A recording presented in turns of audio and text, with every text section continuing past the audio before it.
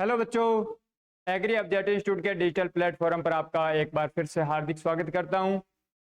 तो जैसा कि स्टूडेंट्स, भूचाल टेस्ट सीरीज का ये अपने आज दूसरा टेस्ट हो चुका है और इसमें भी काफ़ी अच्छे बच्चों ने भाग लिया है, यानी कि अच्छी संख्या में भाग लिया था। और उम्मीद कर रहा हूं कि इन टेस्ट से आपका अपना मूल्यांकन हो रहा है और आपको अब देखो कई बार मिस्टेक हो जाए या इनका क्या आंसर होता है, तो उन सब का अपने क्या करेंगे स्टूडेंट्स, डिटेल से आपका सॉल्यूशन करवाएंगे, है ना। तो यहाँ पर अपने पास 60 क्वेश्चन होते हैं एग्रीकल्चर के और पूरे पैटर्न के अकॉर्डिंग होते हैं, संपूर्ण पाठ्यक्रम का जैसा कि आपको बताया था उसी के अकॉर्डिंग है। तो आप अपना एनालिसिस करते रहें हमारे साथ, चलो बने हैं। तो यहाँ पर अपने पास दिया है फर्स्ट क्वेश्चन, क्या दिया है बच्चों? फर्स्ट क्वेश्चन दिया है निम्नलिखित में से कौन सी बीमारी जीवाणु जनित नहीं है, जीवाणु जनित यानी बैक्टीरिया जनित नहीं है। तो अपने पास पहला दिया रेंडर पेस्ट जिसको पशु प्लेग कहते हैं, दूसरा दिया हीमोरेजिक सेप्टिसेमिया, इसको एचएस कहते हैं। चलो एंथ्रेक्स हो गया और ब्लैक वाटर हो गया। तो ब्लैक वाटर को बच्चों लंगड़ी बुखार भी कह सकते हैं, ब्लैक वाटर, ठीक है ना। तो ये जीवाणु जनित होता है, ये बैक्टीरिया जनित होता है। एंथ्रेक्स भी बैक्टीरिया जनित होता है, एचएस भी अपने पास बैक्टीरिया जनित होता है और सर ये है वायरस जनित। तो अपने पास राइट आंसर क्या हो गया? Render paste. इसका राइट आंसर क्या हो जाएगा? रेंडर पेस्ट, यानी पशु प्लेग है वो वायरस जनित है। तो यहाँ पूछा है कि जीवाणु जनित नहीं है, तो एक नंबर अपने पास क्या हो जाएगा? राइट हो जाएगा। ओके, चलो इसी के अकॉर्डिंग बात कर रहे हैं सर। नेक्स्ट क्वेश्चन, मुर्गी की मिनोरका नस्ल किस श्रेणी की है, यानी कि किस क्राइटेरिया में बांटा गया है? अमेरिकन है कि इंग्लिश है कि मेडिटेरियन है कि एशियाटिक है? एशियाटिक में जैसे ब्रह्मा आ गया है ना, तो उसी प्रकार बच्चों मिनोरका नस्ल किस कैटेगरी की है? मेडिटेरियन क्षेत्र की है। किस क्षेत्र की है? मेडिटेरियन की है, ठीक है ना। ओके, चलो नेक्स्ट अपने पास बात कर रहे हैं पशुओं में डेगनाला। डेगनाला लिखा है वहां बच्चों क्या हो सकता है? डेगनाला लिखा होना चाहिए, डेगनाला, ठीक है ना। डेगनाला बीमारी किसकी कमी से होती है? तो ये बच्चों एक खनिज जनित यानी आहार जनित बीमारी मान सकते हैं, मिनरल्स की कमी के कारण होती है। तो डेगनाला बीमारी किसकी कमी के कारण होगा? सोडियम नहीं है, सिलिकॉन नहीं है, सेलेनियम या मैग्नीशियम करें सर, मैग्नीशियम करें या सेलेनियम करें, तो सेलेनियम की कमी के कारण होती है। डेगनाला इंपॉर्टेंट है। ओके, उम्मीद कर रहा हूं कि आपका ये क्वेश्चन आपने शायद रिसक लिया होगा या आपने पढ़ रखा है ऑलरेडी, तो आपका राइट आंसर होना चाहिए। चलो नेक्स्ट अपने पास बात कर रहे हैं सर मोटे सींग, चौड़ा माथा और छोटा चेहरा। मोटे सींग, चौड़ा माथा और कौन सा दिया? छोटा चेहरा किस नस्ल की प्रमुख विशेषता होती है? किस नस्ल की प्रमुख विशेषता है? तो बच्चों अपने को आराम से थोड़ा सा सोचना था कि सर हरियाणा करें कि कांकरेज करें कि थारपार करें कि नागौरी करें। तो यहाँ पर बच्चों नागौरी में क्या होता है? चौड़ी छाती होता है। तो यहाँ पर अपने पास चौड़ा माथा नहीं है, तो ये तो नहीं हो सकता। सर अब हरियाणा करें क्या? नहीं होगा बच्चों। कांकरेज या थारपारकर, कांकरेज या थारपारकर, तो इसमें अपने पास राइट आंसर क्या हो जाएगा? कांकरेज हो जाएगा, ठीक है ना। इनके बच्चों थारपार के क्या होते हैं? थारपारकर का बड़ा माथा होता है। ओके, तो यहाँ पर मोटे सींग दिए हैं, चौड़ा माथा दिया है, छोटा चेहरा दिया है, तो ये अपने पास 2 नंबर हो जाएगा। ओके, कांकरेज हवाई चाल के लिए फेमस मानी जाती है। ओके, नेक्स्ट अपने पास दिया सर डबल टोन्ड दूध में वसा की मात्रा होती है। तो डबल टोन्ड में और सिंगल टोन्ड में बच्चों, सिंगल टोन्ड में दिया जाता है तो सिंगल टोन्ड होता है ना, तो सिंगल टोन्ड, तो सिंगल टोन्ड में अपने पास कितनी होती है वसा की मात्रा? सिंगल टोन्ड में होती है 3 0 और डबल टोन्ड दे दिया जाए तो इसका आधा हो जाएगा। तो यहाँ सर कितना होगा? 2 नंबर हो जाएगा, ठीक है ना। और यदि अपने पास सिंगल टोन्ड में फेट ये हो गया, SNF पूछा जाए तो बच्चों कितना होता है? 8.5 SNF, यानी सॉलिड नॉट फेट, वसा रहित ठोस पदार्थ कितना होता है? 8.5% होता है। ओके, नेक्स्ट दिया सर दूध में प्रोटीन किस अवस्था में पाई जाती है या स्थिर रहती है? किस अवस्था में प्रोटीन का दिया है? तो बच्चों वसा होती है वो इमल्सन या पाइस के रूप में होती है। इमल्सन या पाइस के रूप में क्या होती है? यहाँ पर दिया जाए देखो अपने पास इमल्सन या पाइस के रूप में क्या पाई जाती है? दुग्ध में जो वसा होती है वो इमल्सन या पाइस के रूप में होती है। सॉल्यूशन या निलंबन या घोल के रूप में क्या होती है बच्चों? शर्करा। दूध की जो शर्करा होती है लैक्टोज, वो इस रूप में होती है। और आपसे पूछा है कि दूध में प्रोटीन किस रूप में पाई जाती है, तो कोलाइडल रूप में पाई जाती है। किस रूप में पाई जाती है? कोलाइडल फॉर्म में पाई जाती है। वेरी इंपॉर्टेंट क्वेश्चन हो जाएगा। ओके, चलो अब उसी प्रकार बच्चों नेक्स्ट अपने पास दिया कि भैंस में कृत्रिम योनि के कितने तापमान की जरूरत होती है, यानी आर्टिफिशियल जो योनि होती है उसमें कितना टेम्परेचर की आवश्यकता होती है। तो यहाँ पर 41 डिग्री सेंटीग्रेड, 39, 45 और 32 दिए हैं। तो इसमें राइट आंसर अपने पास क्या हो जाएगा? 39 डिग्री सेंटीग्रेड हो जाएगा। क्या हो जाएगा? 39 डिग्री सेंटीग्रेड हो जाएगा। इतना आवश्यक होता है। ओके, चलो बात करें सर नेक्स्ट। राजस्थान में पशुओं के चारे के रूप में अधिकता से उगाई जाने वाली घास कौन सी है? तो ज्यादातर पशुओं के लिए अच्छी घास मानी जाती है। तो कौन सी मानी जाती है बच्चों? सेवन करें कि दामन करें सर? सेवन करें या दामन? बूर ग्रास नहीं होगा, मकरा नहीं होगा। आपने उम्मीद कर रहा हूं कि इन दोनों में आपको रिस्क लेने का चांस बना होगा ना। ओके, तो सेवन घास होगा, ठीक है ना। सेवन घास का नाम क्या रहता है? लेस्यूरस सिंडिकस। लेस्यूरस सिंडिकस, ठीक है ना। दामन का क्या होता है बच्चों? सेंचुरस सीलियरिस। क्या होता है? सेंचुरस सीलियरिस।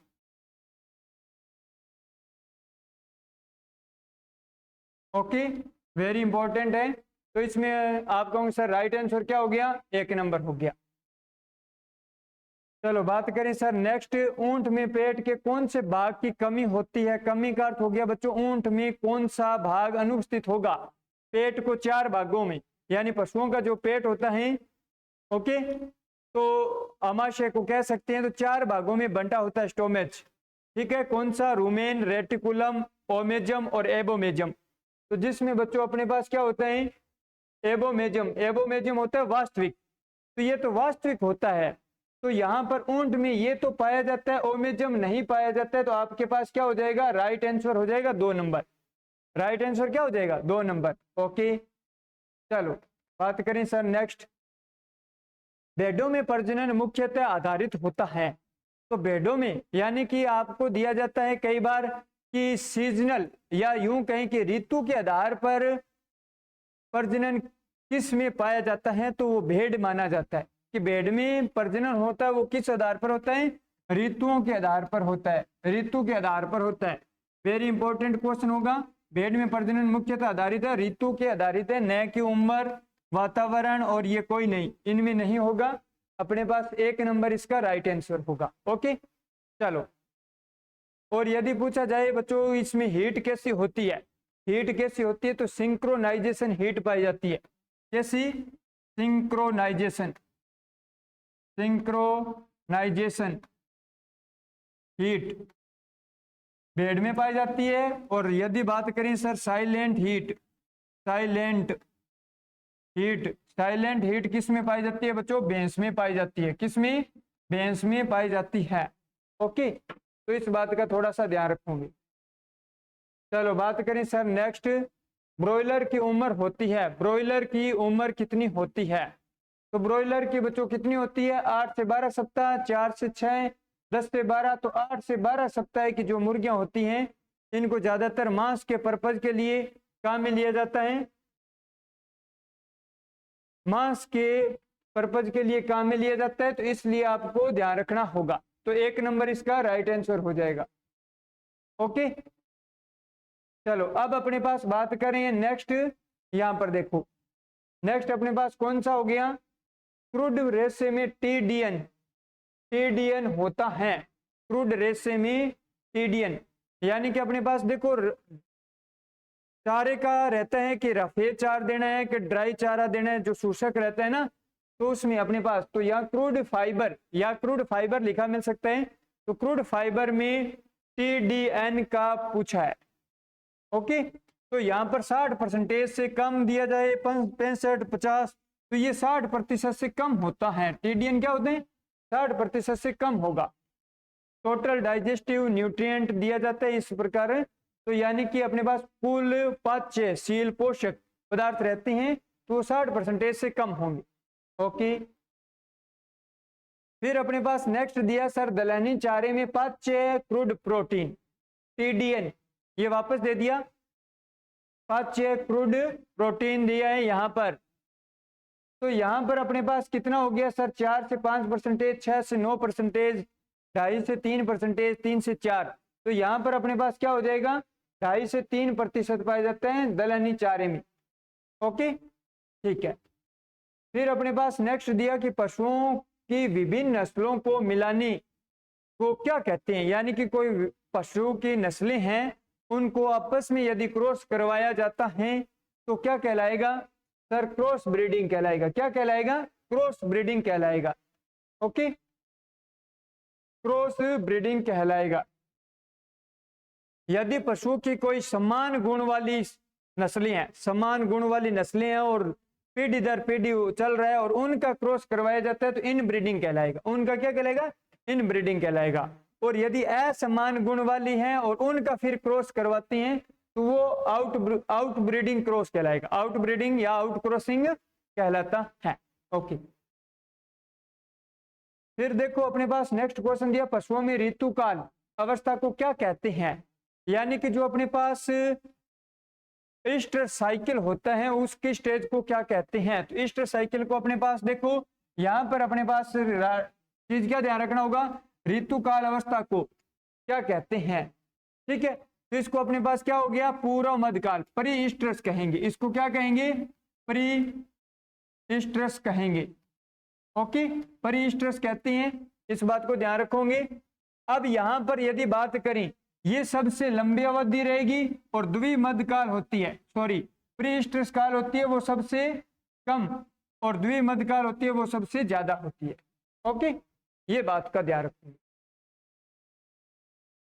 नेक्स्ट दिया sir NDRI national dairy research institute कहाँ स्थित है? NDRI कहाँ स्थित है?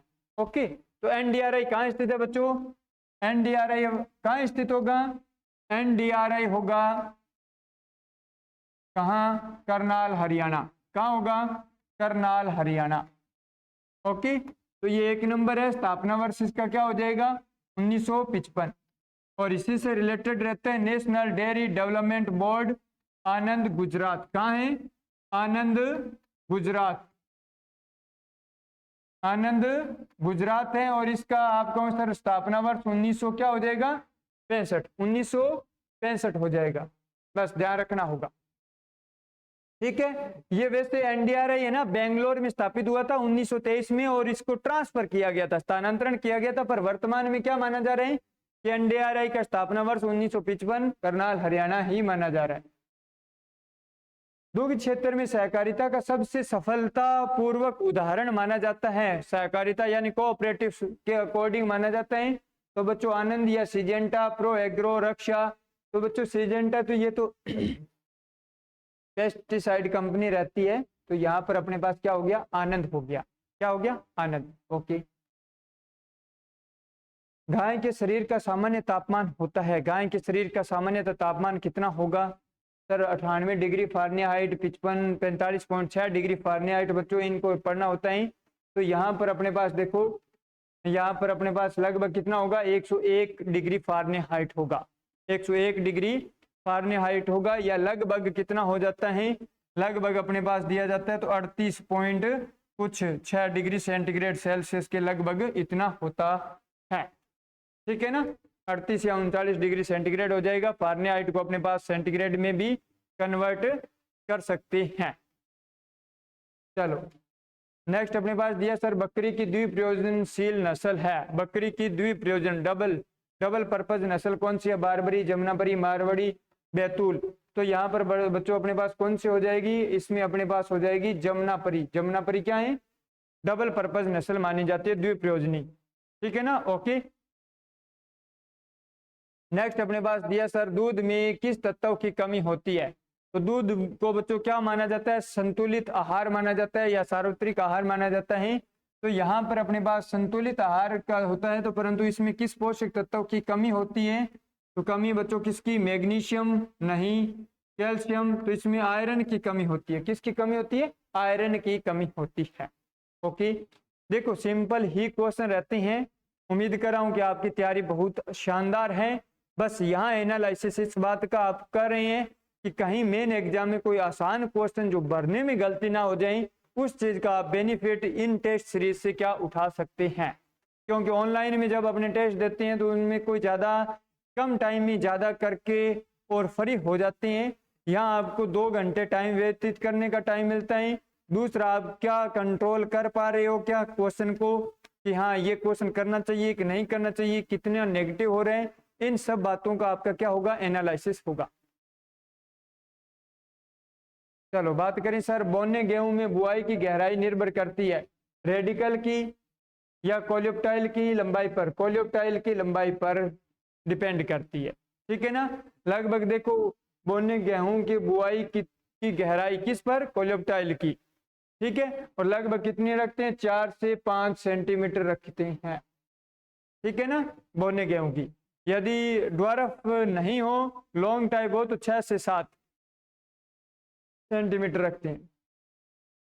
सोयाबीन का उत्पत्ति स्थान क्या माना जाता है बच्चों? बहुत इंपॉर्टेंट क्वेश्चन है सोयाबीन का। तो सोयाबीन का उत्पत्ति स्थान क्या हो गया बच्चों? सोयाबीन का उत्पत्ति स्थान हो गया चीन। सोयाबीन का क्या होगा? चीन होगा। और सर किसका होगा? और मस्टर्ड का होगा। और किसका होगा? मस्टर्ड का होगा। और सोयाबीन से रिलेटेड क्वेश्चन दिया जाए तो बच्चों, ऑयल कंटेंट कितना होता है? 20% होता है। प्रोटीन कितना होता है? प्रोटीन होता है बच्चों 40%। ओके, 2 and 1 क्रॉप रहेगा। और सोयाबीन है एक क्या, ऑयल सीड क्रॉप है, तिलहनी फसल है, ऑयल सीड क्रॉप है। क्या है बच्चों? तिलहनी फसल है, न कि दलहनी, ध्यान रखना। ओके, चलो अब बात करें सर, सर्वप्रथम संकर धान किस देश में व्यावसायिक रूप से उगाया जाता है? तो यहाँ पर अपने पास देखो बच्चों, संकर धान दिया। संकर धान किस देश में? चीन में। सर्वप्रथम चीन ने ही प्रोड्यूस किया था, उसके बाद में भारत ने किया था। तो यहाँ पर चीन ने लगभग 1971 में किया था। और संकर राइस के जनक कौन है? युआन लोंगपिंग। कौन है बच्चों? युआन लोंगपिंग। ओके, दलहनी फसलों में एक पैकेट राइजोबियम कल्चर से कितने किलोग्राम बीज को बीजोपचार में काम में लिया जाता है? ठीक है, तो 1 किलोग्राम यानी एक पैकेट में बच्चों कितना, लगभग 200 ग्राम कल्चर होता है। एक पैकेट में 200 ग्राम कल्चर होता है। उसे कितना सीड ट्रीटमेंट कर सकते हैं? तो उससे अपने पास बच्चों कितना, 10 किलोग्राम सीड ट्रीटमेंट कर सकते हैं। 5, 10, 15, तो कितना हो जाएगा? आप कहोगे सर कितना हो जाएगा? 10 किलोग्राम सीड ट्रीटमेंट कर सकते हैं। ओके, नेक्स्ट अपने पास दिया सर, सिंगल सुपर फॉस्फेट में गंधक का प्रतिशत है। बच्चों क्या पूछ लिया? गंधक का पूछ लिया। क्या पूछा है? गंधक का पूछा है। सर गंधक क्या हो गया? सल्फर। सिंगल सुपर फॉस्फेट में बच्चों फॉस्फोरस होता है 16%, तो 16 नहीं होगा, यहाँ फॉस्फोरस होगा। 16 क्या है? फॉस्फोरस परसेंटेज है। तो यहाँ पर सल्फर कितना होगा? 12% होगा। कितना? 12। वेरी वेरी इंपॉर्टेंट क्वेश्चन रहेगा।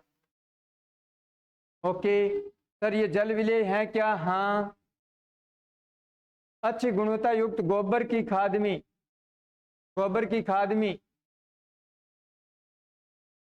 बच्चों क्या दिया है? गोबर की खाद में कार्बन नाइट्रोजन अनुपात से अधिक होना चाहिए। कितना होता है? तो 10:1 होता है। 10:1। ओके, वेरी इंपॉर्टेंट है। CN रेशियो कितना होगा बच्चों? 10:1 होगा। चलो नेक्स्ट दिया यहाँ पर, केनोला का संबंध है। क्वेश्चन क्या है बच्चों? केनोला का संबंध है किससे है? कैनोला कहीं कपास से मत कर देना, कई बार कॉटन लगता है बच्चों को। कपास नहीं होगा बच्चों, यहाँ पर सरसों होगा, पर कपास का तो ऑप्शन ही नहीं है ना। तो कैनोला क्या है? सरसों है। ओके, चलो कुसुम, नाइजर, सूरजमुखी नहीं है बच्चों। कौन से प्रमुख खाद्यान्न फसल में कले नहीं निकलते हैं? कले का अर्थ क्या हो गया बच्चों? टिलर्स। टिलर नहीं निकलते हैं, टिलर नहीं निकलते हैं। तो नॉन टिलरिंग प्लांट का पूछा है एग्जांपल, नॉन टिलरिंग प्लांट का। तो नॉन टिलरिंग प्लांट कौन है बच्चों? नॉन टिलर जिसमें कले नहीं निकलती हैं, क्या होगा? मक्का, गेहूं, जो और अपने ग्रेमिनिकुल है ना, उनमें टिलर निकलते हैं, मक्का में नहीं निकलेंगे, मक्का में नहीं निकलेंगे। ओके, टिलर का अर्थ हो गया जैसे ये स्टेम है और यहाँ से पत्ती है, उसके बाद में यहाँ से कले निकलते हैं, वो नहीं निकलेगा। ओके, चलो मूंग की किस्म जो वर्षा व गर्मियों की ऋतु दोनों में बोई जाती है।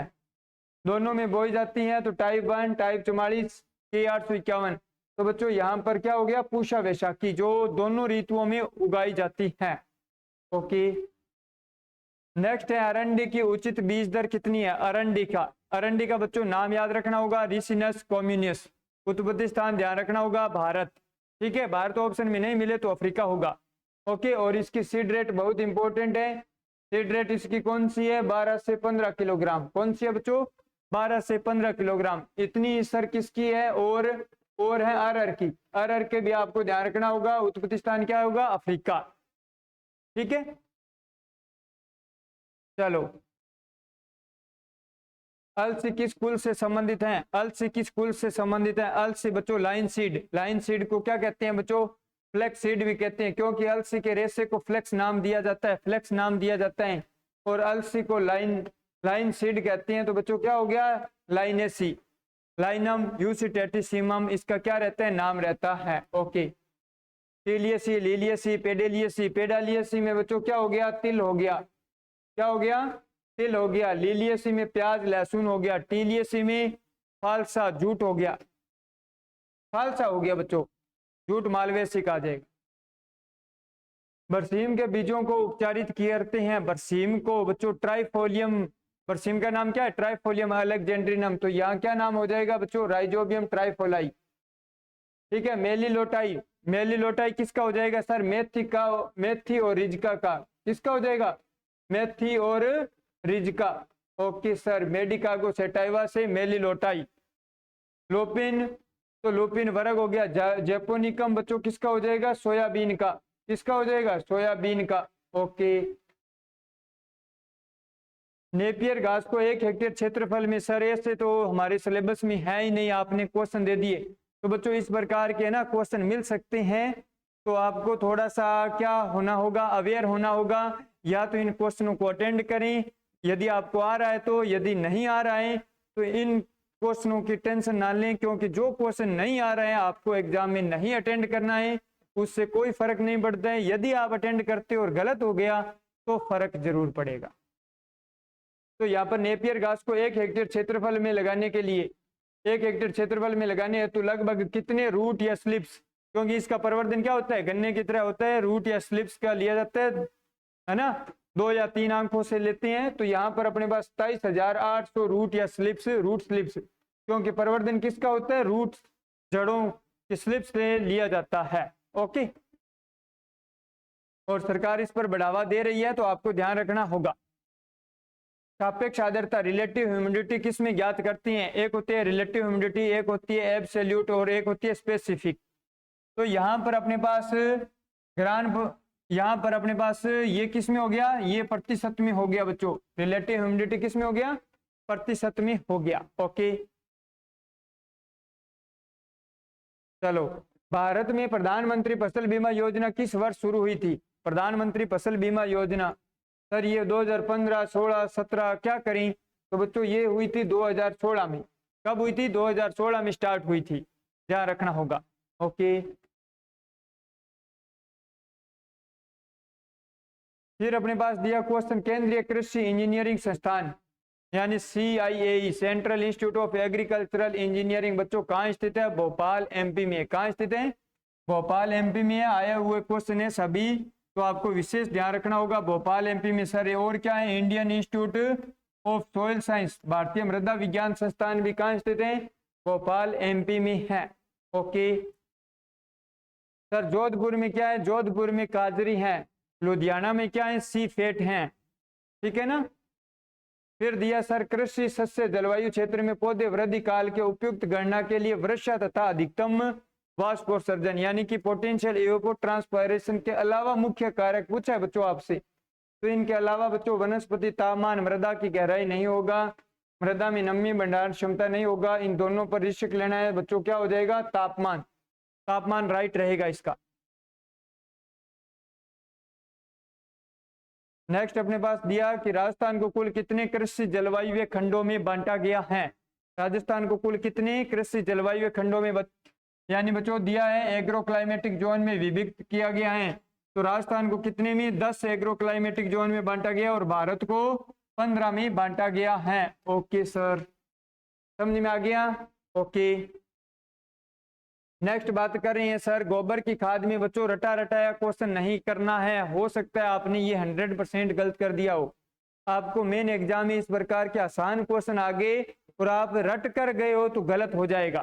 सिलेक्शन इन्हीं से ही होने वाला है, ध्यान पूर्वक पढ़ना होगा। सर क्या पढ़ें ध्यान पूर्वक? तो ऐसे पढ़ना होगा। देखो इसमें आपसे पूछा क्या है कि गोबर की खाद में, बस FYM में आपको तो मेरे को लग रहा है कि फर्स्ट ऑप्शन आपने राइट कर दिया। पूछा क्या, फास्फोरस और नाइट्रोजन और पोटास क्रमशः दिया गया है, तो पहले फास्फोरस फिर नाइट्रोजन और पोटास। आपने क्या रट रखा है? NPK। और आपने मेरे हिसाब से तो देखते पहला कर दिया होगा। जिन बच्चों ने पहला किया गलत हो गया। दूसरा इसका क्या हो जाएगा? राइट आंसर हो जाएगा। सर राइट दूसरा होगा क्या? हाँ दूसरा राइट होगा। तो आपको क्या पूछ लिया? पहले फास्फोरस पूछ लिया, तो ध्यान रखो इस बात का। निम्न में से कौन सी खेती है जहां किसान फसलों को उगाने के लिए कोई सिंचाई नहीं करता है, केवल वर्षा पर आधारित होती है? सर वर्षा पर आधारित होती है तो रेनफेड एरिया में होगा।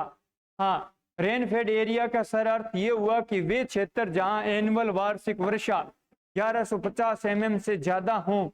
तो सर 1150 mm में तो राजस्थान का क्षेत्र कौन सा आएगा? दक्षिणी पूर्वी क्षेत्र माना जाएगा, हाड़ौती क्षेत्र। तो सर ये क्या होगा? जैविक खेती होगा क्या? नहीं, जैविक खेती नहीं, शुष्क खेती नहीं, सिंचित नहीं, रेनफेड फार्मिंग। ओके सर ये तो हमने सोचा ही नहीं था। ओके चलो यहां से देखो नेक्स्ट, निम्न में से बैंगन की कौन सी प्रजाति के फल गोल होते हैं? देखो पशुपालन के 20 क्वेश्चन हो गए, एग्रोनॉमी के 20 हो गए, आप अपना एनालिसिस करते रहें। निम्न में से बैंगन की कौन सी प्रजाति के फल गोल होते हैं बच्चों? गोल होते हैं सर पूषा क्रांति, अर्काशील, अर्का नवनीत, अर्का शिरीष। अर्का नवनीत के बच्चों फल क्या होती हैं? गोल होती हैं। वैसे आपसे दिया जाता है पूषा पर्पल राउंड, तो वो भी क्या होगा? गोल होगा। निम्न में से किस फसल में प्रसारण के लिए शील्ड क्लिकाइन का, सर शील्ड क्लिकाइन का दिया है आपने, प्रयोग किया जाता है? तो अब बच्चों कुछ ऑप्शन के अकॉर्डिंग काम करना होगा आपको, कोई जरूरी नहीं है कि रटा रटाया काम करना है। पपीता में सर प्रवर्धन हमेशा होता है बीज द्वारा। हाँ सर ये तो नहीं होगा। केला में बच्चों होता है स्वाद शक्कर से, यानी सर शक्कर से होता है क्या? हाँ शक्कर से होता है, तो ये भी नहीं होगा। सर नींबू में तो हमने पढ़ रखा था बीज द्वारा, बच्चों बीज द्वारा व शील्ड क्लिकाइन द्वारा, यानी शील्ड या टी क्लिकाइन भी तो लिखा मिलता है। तो इसमें राइट आंसर क्या जाएगा? 2-3 नंबर। सर अंगूर में हार्डवुड कटिंग द्वारा होता है। सर नींबू तो नहीं होगा बच्चों, माना जाता है। नहीं का कोई अर्थ नहीं निकलेगा, ऐसा क्वेश्चन आएगा तो सोच विचार कर क्वेश्चन करना होगा, ठीक है ना? फिर आप कहोगे सर ऐसा नहीं होगा, ऐसा होता है।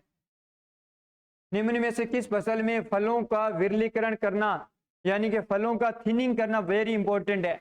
तो बच्चों ध्यान रखो, सबसे ज्यादा फ्लावरिंग किस प्लांट में होती है? सर जी फ्लावरिंग होती है आम में। फलों में सबसे ज्यादा फ्लावरिंग होती है आम में। तो आम में फलों का विरलीकरण करना जरूरी होता है, क्योंकि 0.1% फ्लावर्स ही कन्वर्ट हो पाते हैं फ्रूट में। सर 0.1% ही फ्लावर्स फ्रूट में कन्वर्ट होते हैं, 1% भी नहीं होते, एक भी नहीं होते हैं।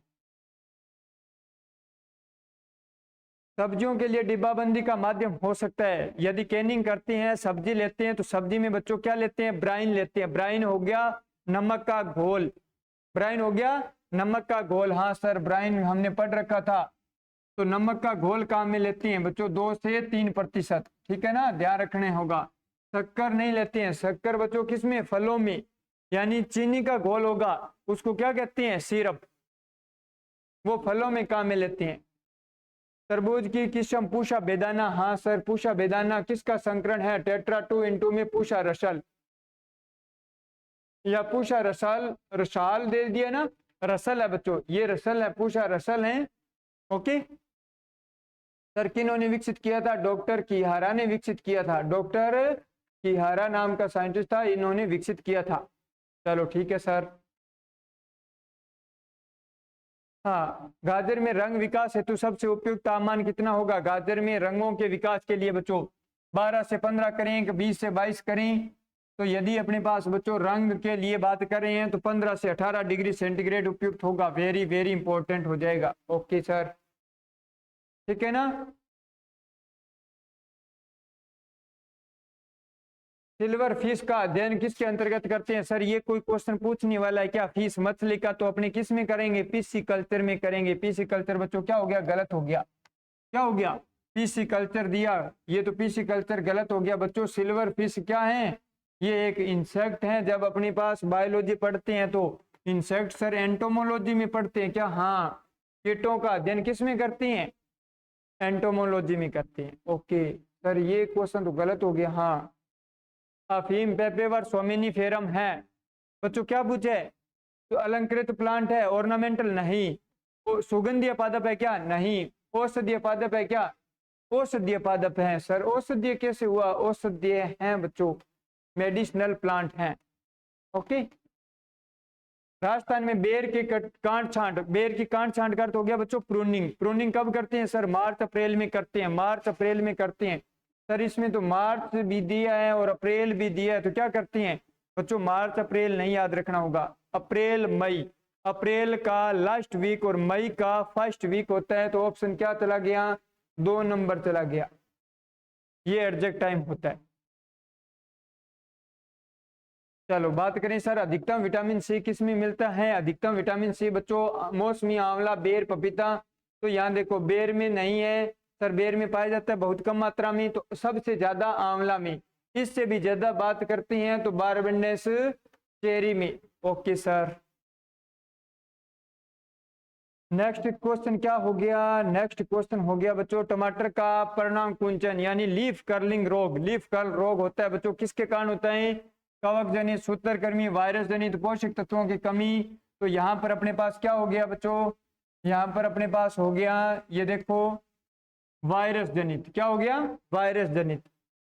उसके बाद में आप कहूँ सर नेक्स्ट क्वेश्चन क्या दिया? अमरूद का कुल है। अमरूद का कुल क्या है? किस कुल से संबंध है? एम से, मिर्टेसी। सर 1 नंबर ही हो गया क्या? हाँ बच्चों 1 नंबर हो गया सर। रूटेसी में बील पत्तर और सिट्रस वर्ग आ जाएंगे। पामी आरेकेसी में खजूर आ जाएगा। विटेसी में अंगूर आ जाएगा।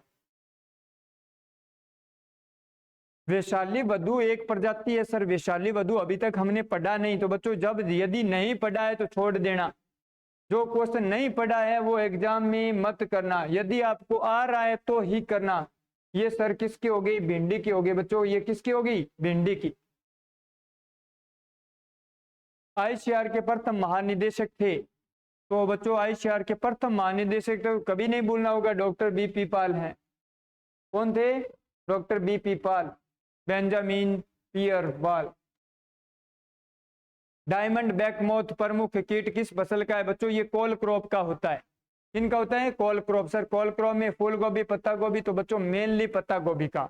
प्लूटेला जाइलोस्टेला इसका नाम रहेगा। तो यहाँ पर सर अपने पास क्या करें? तो फूल गोभी दिया है तो यहाँ पर फूल गोभी होगा। वैसे इसका मेन किसका है? पत्ता गोभी। ऑप्शन के अकॉर्डिंग बात हो रही है तो 3 नंबर हो जाएगा सर। 3 का नहीं होगा तो देखो ऐसे मानना पड़ता है।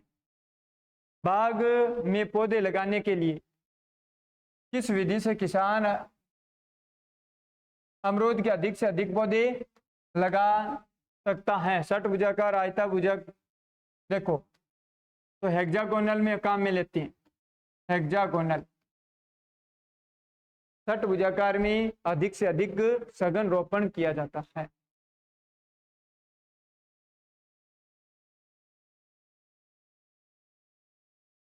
ऊंची लवण सहनशीलता, उच्च लवण सहनशीलता बच्चों किस फसल की पूछी है? यदि बात करें फलों में तो खजूर, वैसे फसल दिया जाए ग्रेमिनी में तो जो, और यहाँ ऑप्शन के अकॉर्डिंग क्या दे दिया? चुकंदर। सभी मौसमों में उगाने वाला यानी उगने वाला पौधा है बच्चों कौन सा फूल है? गेंदा, कॉर्नफ्लावर, गुलदाउदी, तो गेंदा हो गया।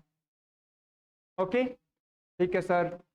सर इससे क्वेश्चन आएंगे नौकरी लग जाएंगे क्या? नौकरी लग जाओगे बच्चों।